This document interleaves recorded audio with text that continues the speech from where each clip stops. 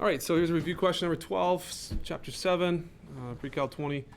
It says this: astronauts in space feel lighter because weight decreases as a person moves away from the gravitational pull of the Earth. Weight, that's W sub h, in newtons, N, capital N is the unit for newtons, at a particular height, h in kilometers above the Earth, is related to the reciprocal of that height by the formula. So weight sub h is equal to weight sub e, I guess would be for Earth, compared to your weight at Earth, divided by h over 6400 plus 1 squared, where W sub e is the person's weight in newtons at sea level on Earth. So weight at a certain height is calculated by this mathematical formula, comparing a ratio of the weight on Earth to this stuff down here. So it says, sketch the graph of the function for the astronaut whose weight is 750 newtons at sea level. Okay, so we're going to put 750 in here. That's what that means. And we're going to graph WH. This is going to be the y-axis. And h is going to be the x. I'm sorry, y-axis, the y variable. And h is going to be the x. Okay? So we're going to have a graph like this, and then the weight here is going to be related to the height above the Earth. So your height above the Earth, and is going to be able to find the weight of that person. So we'll need a graphing calculator for this one. So we'll get our graphing calculator going here. If I can. Why is that not coming up? There we go. And so again, this is what you want to do. You want to go to y equals, and it looks like I was messing around here. So you want to clear everything that's there. Oh, not one, two. And also you want to make sure your plots are not highlighted. If you have a plot that looks like that, that's trouble. Probably not going to be able to graph if there's anything in the lists in the calculator. So make sure your plots are off. So again, y equals, so here's our y, the WH. So we're going to put in 750. So 750 divided by, and we're going to have to put this whole thing in the denominator. So let's use some brackets there. And we have a squared as well, so I wonder if we shouldn't have a second set of brackets, to be honest. So we'll do h, that's x, divided by 6400.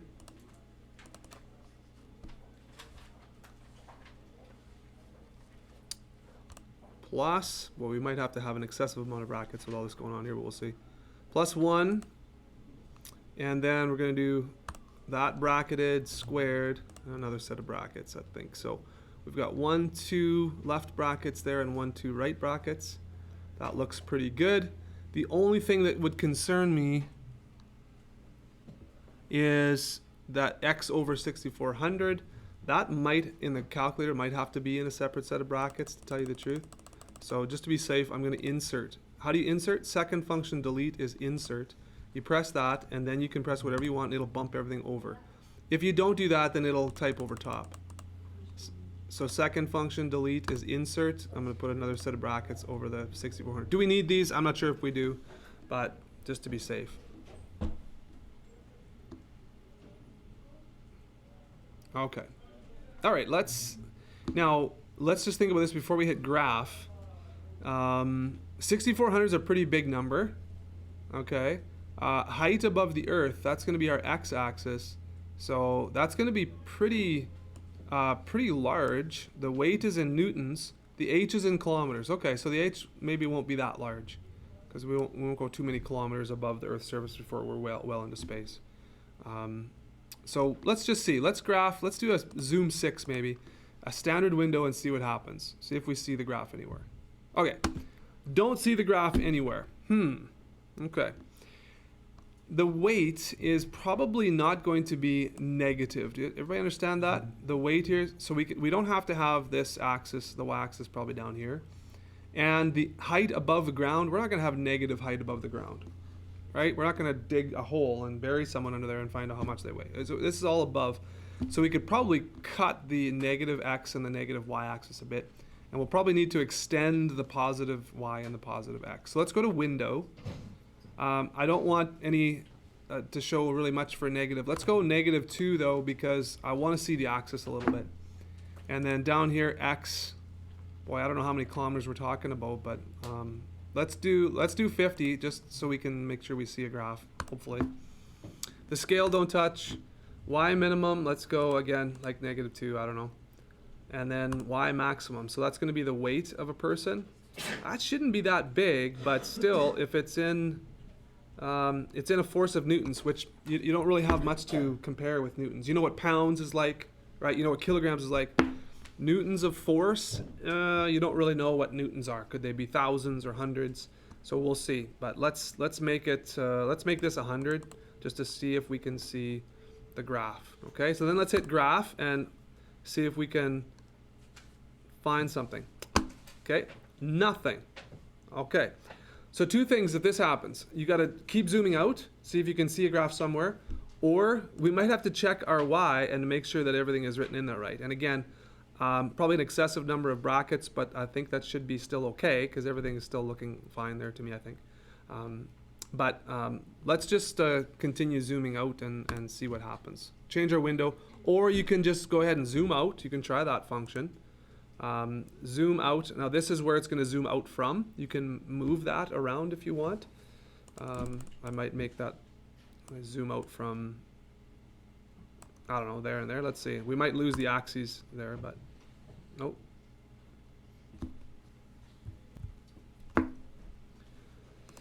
Okay, so we changed our window to x max of 1,000, y max of 2,000, and we did find something here. Okay, so we do have a graph here. That's great. These are some pretty big numbers. If you hit trace, look at the numbers here for that point. It's like 499 and 645. Okay, so we're talking about newtons. Yeah, so we're talking about hundreds of newtons for a weight. Okay, so sketch, that was a long time to get that graph on the calculator, but that's what you do. Those are the steps you do. Zoom out or change your window settings. Think about where the graph should be, what the numbers could be like, x values, y values, and then just start kind of searching for the graph if it's something like this. All right, sketch the graph of the function. 750 newtons. Oh, okay, I guess we could have thought about this. 750 newtons is this person's technical, weight at sea level.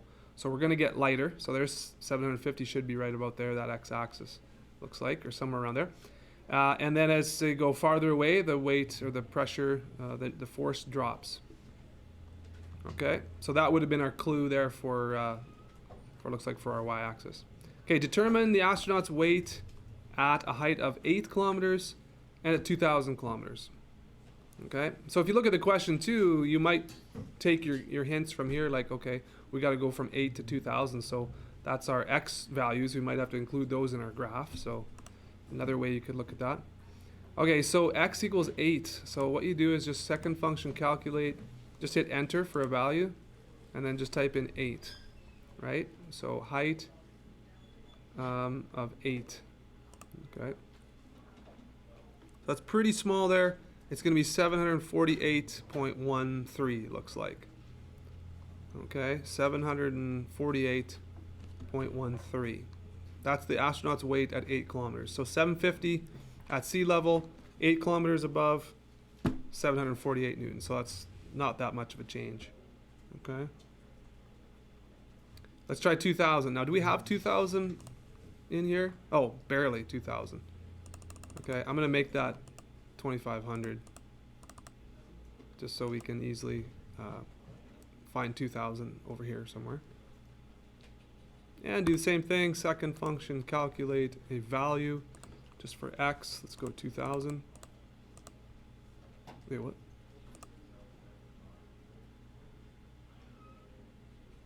That's with weight, height of 2,000. Oh, okay. Oh, I changed the y max, my bad. I changed the y max there, not the, I gotta change the x max there. 2,500 here and the x max, my bad. So we'll graph that. Yeah, and so just so you know, the if the point you're trying to find is not on the screen and not in the window range, obviously as you notice it doesn't calculate it for you. So let's go second function calculate. We'll go 2,000 here now. Second function calculate 1, and we'll type in 2,000. There we go.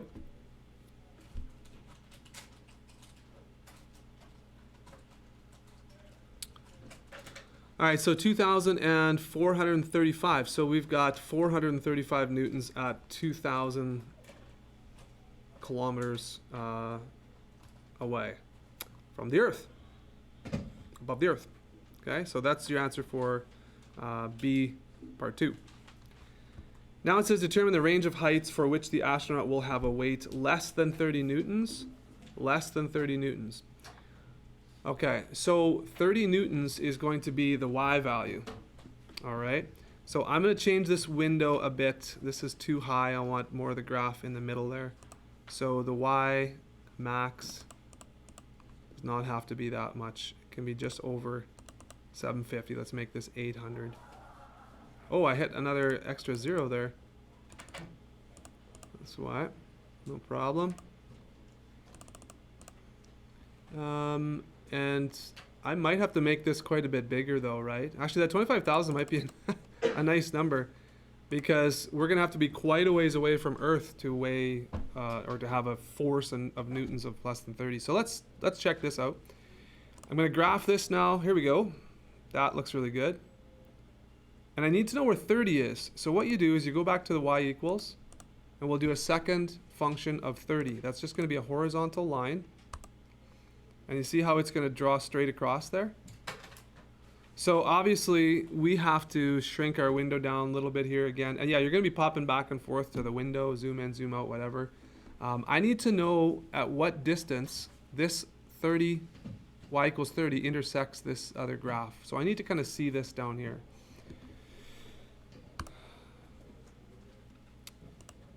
So this X max is going to have to get quite a bit bigger. Let's go 75,000 maybe. And the Y max, again, we're just kind of concerned with 30 newtons and down. So we don't need 800 newtons to be shown. Let's just go 50. Okay. Oh, there we go. Look at that. That's beauty. So we made the X max really large, and we made the Y kind of pretty small, so I can see this point. Now, what this means is that any distance after this intersection point, this is very important, guys, any distance after this intersection point is going to be the range at which the astronaut is less than 30 newtons. So I need to find the intersection point, which is going to be very important for your test coming up, finding intersection points when we solve equations, which we'll do an example of that a little bit later. But we're going to find 5 intersections. So the second function, trace, 5 is intersection. You're going to want to find this intersection point, so it's going to ask you, is this blinking on the first curve? And it'll be mentioned up here. Yes, we only have 2 curves, so it shouldn't be a problem here. Is that the second curve it'll ask you? Yes, that's it right there. And then it'll say, do you want me to guess an intersection point? And you say yes. And if there's only one, you don't have to move your cursor, but if there's more than one, move your cursor close to the point at which you want it to solve for. And boom, here we go. Now, you do not put 25,600, 30 as your answer here. You use this point to state your answer to the question. Okay, this is very important. I have students do this all the time. They just write down the point and then they're done. Like, no. What is the question asking you for? The question asking you is for what's the range of heights above the Earth for which an astronaut will have a weight of less than 30 newtons. Your answer is any height above 25,600 kilometers. The astronaut will have a weight of less than 30 newtons. Okay, so don't just give me the graph. Don't show me the point. Don't give me the coordinates. Answer the question. All right, and of course this X value these are the heights. So here's the height of the astronaut after 25,600 kilometers above the Earth. See how it drops like that? And this horizontal line is 30. So it's less than 30 newtons over here. So the answer to C is any height above the Earth that's greater than 25,600 kilometers above the Earth. Okay, any questions on that one? Okay, so you had that for an answer? No questions? Okay. So number 8 on your review as well, this is a question where you just solve graphically. And if you are allowed to have your graphing calculator at this point in the exam, if you're asked to solve this and you can use a graphing calculator, you might want to do it this way. If you don't have a graphing calculator, this one's not that hard to graph this line, right? Y equals absolute value of 2w minus 3. You graph that real carefully. 2w minus 3, so this would be the intersection point for the line, but it's reflected, so it's going to be something like this. And then w plus 1, so that is y equals w plus 1, so it's going to be, something like this. And it looks like you're going to have two intersection points here, because this slope is a slope of 2 on this line, and this slope is a slope of 1. So you could do this manually, doing a table of values, sketching it, clearly identifying as best you can the x values for these coordinate points. But on your calculator, this is how you do it. So let's go to y equals, let's clear everything we have there. And we'll plug in absolute value. So again, to get to absolute value, you hit math, button, cursor over 1, and then option number 1, ABS. So that's math, cursor over, enter is your absolute value. 2, there's no w, it's only x. It's the only variable they allow you on the calculator. So 2x minus 3. All right, and that's your absolute value of 2w minus 3. That's how you graph that. The next one would be just, again, the same variable x plus 1.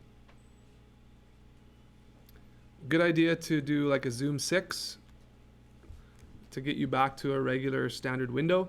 And there you go. That's exactly what we kind of had anticipated right here. The slopes are different for these lines, so you're going to have more than one intersection point. So we'll be able to carefully calculate these intersection points with the calculator. And how you do that, again, just like we did this last question, you go second function, trace, gets you to the calculate menu, and you go to 5, intersect. It'll ask you, is this the first curve you want me to consider? It's up in the top corner, yes.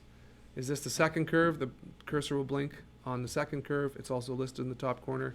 You hit enter to say yes. Then it'll say guess, and if you move your cursor close to one of the two intersection points, that's the one it'll focus on. And here's your intersection point. Now, this point is not your answer.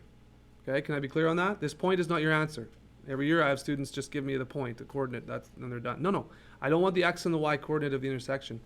The intersection point gives you the solution to this particular equation, and it is the x value. So one of the x values, w equals 0.6 repeating, which is 2/3. So 2/3, or 0.6 repeating, approximately 0.6 repeating. So that's the answer, that's the x value right here for this first intersection point. Okay, again, do not give me the coordinates of the intersection point. It's just the x value of the intersection point that is the solution to this. The other one, and again, if you're doing this on your calculator, you do have to draw the sketch of what you graphed and label the points there, okay, or label this x value at least. So the other one, we'll do the same thing, second function trace. We'll go to number 5, intersect. First curve labeled there, yep. Second curve labeled there, yep. And now we have to move the cursor over because, whoops, what? That's weird. We have to move the cursor over close to the other intersection point so that it'll calculate this one instead of the first one again. So now you see it blinks there at that intersection point, and the other one is 4. So w should equal 4 as well. So these should be your two solutions. So x equals 0.6 repeating, and x equals 4 over here. Okay, so that would be the minimum that you would need to put on your graph to show your work. Sketch the graphs as carefully as you can and the intersection points. And then to check, these will be the, if you graphed it, this should be good to go, but you should check and just to see what happens. See if it actually works. So this is 4 over 3 minus 3. So 4 over 3 is 1 1/3. Right? So 4 over 3 is 1 1/3 minus 3 is negative 4 over 3 minus 9 over 3. That's what 3 is. So what's that? Negative 5 over 3. Absolute value of that would be positive 5 over 3, or no sign, 5 over 3. And what do we have over here? 2 over 3 plus 1. Well, 1 is the same as 3 over 3. 2 plus 3 is 5 over 3. So that checks out. 4 should be pretty easy to do. Absolute value of 2 times 4 minus 3 is 4 plus 1. So that's going to be 8 minus 3 equals 5. 5 equals 5, checks out.